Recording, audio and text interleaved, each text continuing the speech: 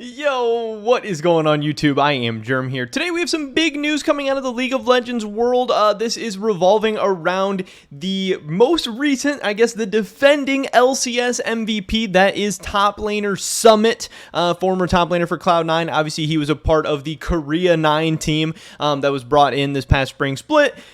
He had a really good regular season. Cloud9 had a really good regular season. But in the playoffs, and even towards the end of the regular season, things went downhill very, very fast. Obviously, Summit kind of flamed out, and with them, Cloud9 kind of flamed out, and the future has kind of been up in the air since then. We've had a few videos talking about him, but we recently got another update, and that is this from Rita, Cute Bichu, whatever. She is like a Korea, China kind of rumor account, rumor poster, whatever. She does a lot of translation stuff. Overall, I really like the account. I think she does a lot of good stuff, but she said, Doinb, FPX new Korean top laner will be coming to China at the end of this month or at the beginning of July because of visa, and he only signs a half-year contract with FPX. So that is very, very interesting. Obviously, everyone in the comments is like, hey, Summit. Apparently, this LPL fan club tweeted out, rumor Summit joined FPX. LCS regular season MVP will land in the LPL. There is, just a lot of people saying, hey, what was wrong with Zhao Laohu? Some people saying Summit. So it seems like this is going to be Summit. It seems like this is what all the rumors have been leading up to. And this isn't totally shocking. We've already covered this on my channel. I have a video talking about like, oh, Summit's going to FPX, whatever. But what is very, very interesting here, I do think this is interesting. Him going to FPX is interesting. This is not the world champion FPX. This is like a middle of the pack LPL FPX team. And it'll be an opportunity for him to obviously play in the LPL, where I think some people think his style might fit very well. Obviously, he's in a fast, aggressive, lane dominant style player who wants to build big leads and end the game quickly.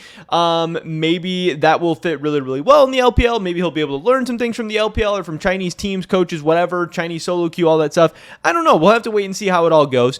But it's a good opportunity for him. It's cool after, he really had an embarrassing end to his LCS season. I mean, not only was he not playing like an LCS MVP, he was playing like one of the worst players in the LCS. I mean, he was going like 1-7, like 2-8, like 0-6, like every single game. I mean, he was doing bad. These were not good. Now, I want to say he did better against like Golden Guardians maybe or something like that. I don't know. But when they played against good teams, I mean, he was literally like running it down.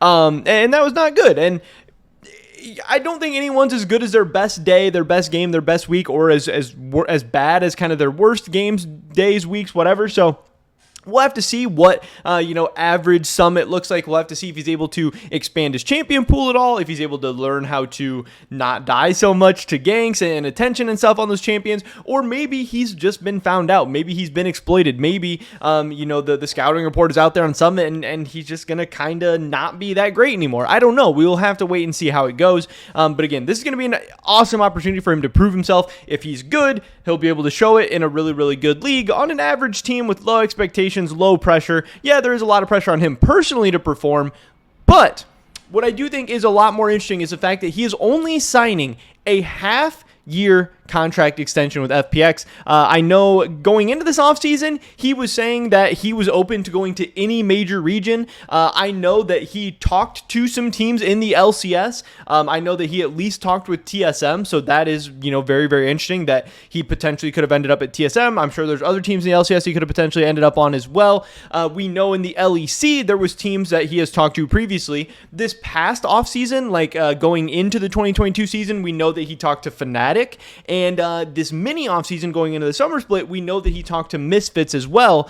So he's had multiple teams in the LEC interested in him. He's had multiple teams in the LCS interested in him, obviously between Cloud9, TSM, and maybe some others.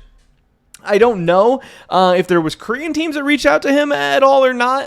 The mini offseason, you never really know. Teams don't have as many openings and all this stuff. But maybe he could return to Korea going into 2023. And maybe if China works out, maybe he can stay there as well. But it's going to be interesting because, again, this is a guy who he had talked to LCS teams in the past. It seems like he wanted to be in NA. It seems like he wanted to be in the LCS. I don't know if he likes North America. I don't know if he likes Los Angeles. I don't know if he just likes getting paid, as much money as possible. I'm not really exactly sure, but again, Summit is a guy who even before 2022, had tried to come to the LCS, had tried to come to some North American teams. So I would not be surprised at all if he ends up back there in the future. But I wanted to kind of start taking a look at what even the potential options for Summit could be going forward in the future. And even though Summit had such a poor ending to his LCS stint and he gets kicked, he gets replaced, whatever, I still think there's a very, very real possibility we could see him back in the West in 2023. And part of that is because, hey, this guy was an LCS MVP. This guy at his best is absolutely good enough to help out a lot of teams in the West. But at the same time, I still think that top lane is the weakest position in the West. I think top lane is the worst position in the West. It's the least depth at a position. If you are a good top laner, you are going to have opportunities to play on top North American and European teams. It's not like the top laners are much better in Europe either. You know, it's a lot of the same issues. So when we run through all these teams, Evil Geniuses is an interesting one because Impact is going into the final split of his contract. Now, we'll have to see how summer split goes for EG. I'm sure they will try to bring Impact back. I'm sure they'll want to bring Impact back, but I know that there's going to be a lot of teams in the LCS that are going to want Impact as well. There's going to be some big money contracts thrown at him, and we'll have to see. I don't know exactly how much money Evil Geniuses has. I don't know if Impact wants to stay. I don't know if Impact's wanting to go to the highest bidder, if he's wanting to stay with EG or what. I don't know. We'll have to wait and see, but there's a very real possibility that Impact leaves Evil Geniuses going into 2023, and maybe he even retires. You know, that's going to happen at some point as well. Who knows for sure?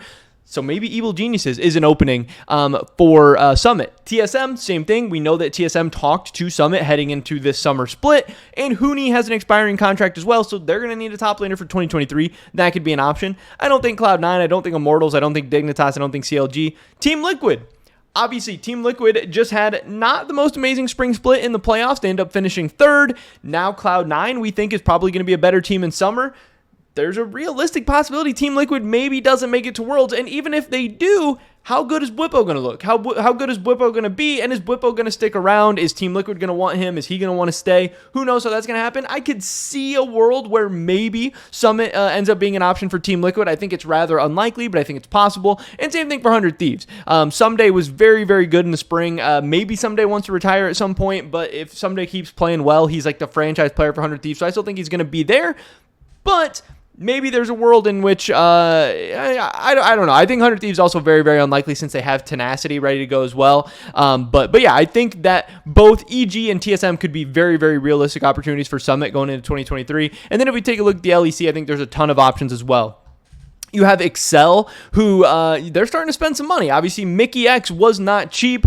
They have a decent roster of a lot of decent players. I think Summit would be an upgrade over Finn in the top lane. So maybe Summit to Excel would be a possibility. For Rogue, you have the fact that Odoamne is going into the last split of his contract. Now, I think it's very, very likely that Odoamne probably ends up re-signing with Rogue if he doesn't end up retiring.